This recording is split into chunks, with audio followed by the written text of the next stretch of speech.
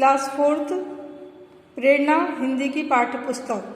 कल हमने पाठ 1 पढ़ लिया था, आज हम पाठ 2 पढ़ेंगे। इसकी हमें रीडिंग करना है। पाठ 2 नाम है हमारा इसका अब्बू खां की बकरी।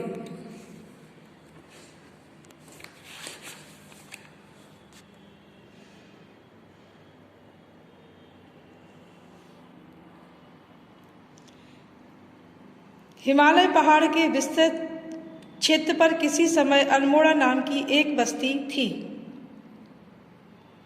आजकल इसी बस्ती को उत्तराखंड प्रदेश के अल्मोड़ा जनपद के नाम से जाना जाता है।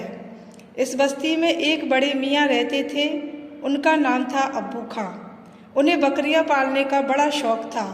बस 1-2 बकरियां रखते, दिन भर उन्हें चराते और शाम को घर में लाकर बांध देते। उनकी बकरियां कभी कभी रस्सी तोड़ाकर भाग भी जाती थी। जब भी कोई बकरी भाग जाती, अब्बू खां बेचारे सिर पकड़कर बैठ जाते, क्योंकि उनके यहाँ से भागी हुई सभी बकरियों को एक पहाड़ी भेड़िया मारकर खा जाता था। हर बार यही सोचते कि अब बकरी नहीं पालूंगा, मगर अकेलापन बुरी चीज़ है। थोड़े दिन तक तो वे बिना बकरियों के रह लेते, फिर कहीं से बकरी खरीद लाते। इस बार वे जो बकरी खरीद कर लाए थे वह बहुत सुंदर थी। अब्बू खां इस बकरी को बहुत चाहते थे। इनका नाम उन्होंने चांदनी रखा था। वे दिन भर उससे बातें करते। अपनी इस नई बकरी के लिए उन्होंने एक नया इंतजाम किया। घर के बाहर स्थित छोटे से खेत में बाड़ लगवाई। वे चांदनी को इसी खेत में बांधते थे और उनकी रस्सी इतनी लंबी रखते थे कि वह खूब इधर उधर घूम सके।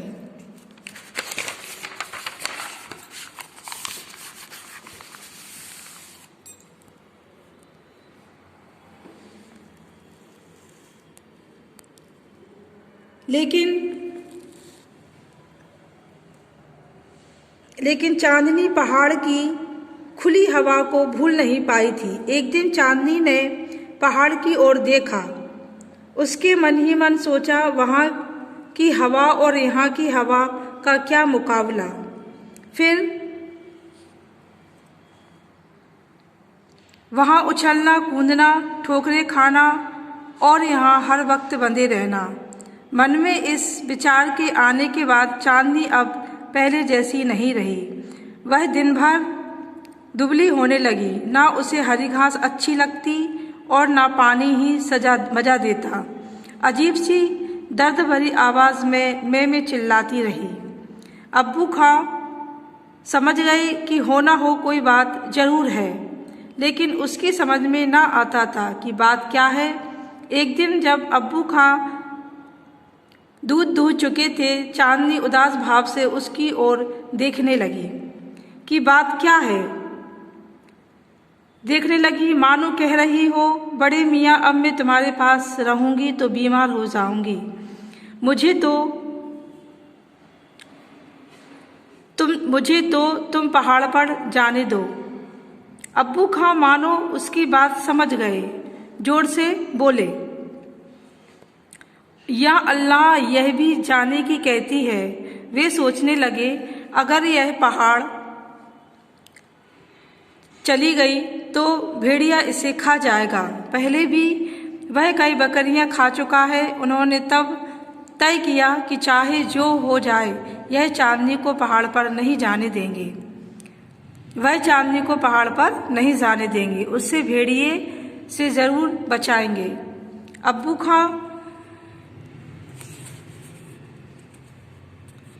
खां ने चांदनी को एक कोठरी में बंद कर दिया और ऊपर से साकल चढ़ा दी, मगर वह कोठरी खिड़की बंद करना भूल गए। इधर उन्होंने बाहर से साकल चढ़ाई और उधर चांदनी उचक्कर खिड़की से बाहर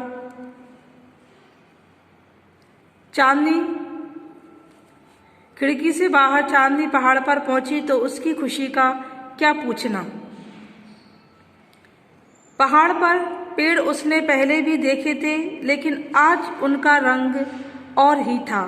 वह कभी इधर उछलती तो कभी उधर, यहाँ कूदी वहाँ फांदी, कभी चट्टान पर है तो कभी खड्डे में, इधर जरा फिसली फिर संभली, दोपहर तक वह इतनी उछली कूदी कि शायद सारी उम्र में इतनी उछली कूदी न होगी।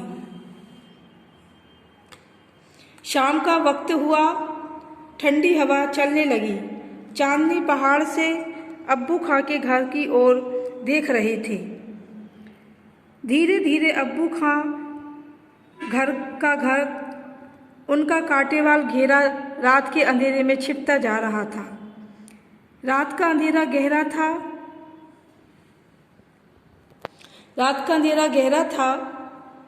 घनी पहाड़ी झाड़ियों में एक तरफ से आवाज़ आई, खू खू। यह आवाज़ सुनकर चांदनी को भेड़िए का ख्याल आया। दिन भर में एक बार भी उसकी उधर ध्यान ना गया था। पहाड़ के नीचे से सीटी और बिगुल की आवाज़ भी आई। वह बेचारे अब्बू खां थे। वे इस कोशिश में थे कि सीटी और बिगुल की आवाज़ सुनकर चांदनी लौट आएगी। उधर दुश्मन भेड़िए की आवाज़ भी लगातार पास आती जा रही थी। चांदनी के मन में आया कि लौट चले, लेकिन उसे खूंटा याद आया, रस्सी याद आई और कांटों का घेरा याद आया। उसने सोचा कि इससे तो मौत अच्छी। आखिर सीटी और बिगुल की आवाज़ आनी बंद हो गई। पीछे से पत्तों की खड़खड़ाहट सुनाई थी। चांदनी ने मुड़कर देखा तो उसे दो कान दिखाई दिए, सीधे और खड़े हुए, तथा आंखें भी दिखी जो अंधेरे में चमक रही थी, यानी भेड़िया पहुंच चुका था। भेड़िए की नज़र बेचारी बकरी पर जमी हुई थी। उसे जल्दी नहीं थी। वह जानता था कि बकरी कहीं न जा सकती। वह अपनी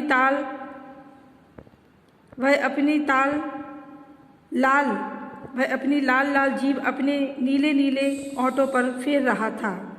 पहले तो चांदनी ने सोचा कि क्यों लड़ूं, भेड़िया बहुत ताकतवर है, उसके पास नुकीले बड़े दांत हैं, जीत तो उसकी होगी। लेकिन फिर उसने सोचा कि यह तो कायरता होगी। उसने सिर झुकाया, सींग आगे को किए और पैतरा बदल दिया। वह भेड़िए से लड़ गई। कोई यह ना समझे कि चांदनी भेड़िए की ताकत को नहीं जानती थी। वह खूब समझती थी कि बकरियां भेड़ियों को नहीं मार सकती, लेकिन मुकाबला जरूरी है।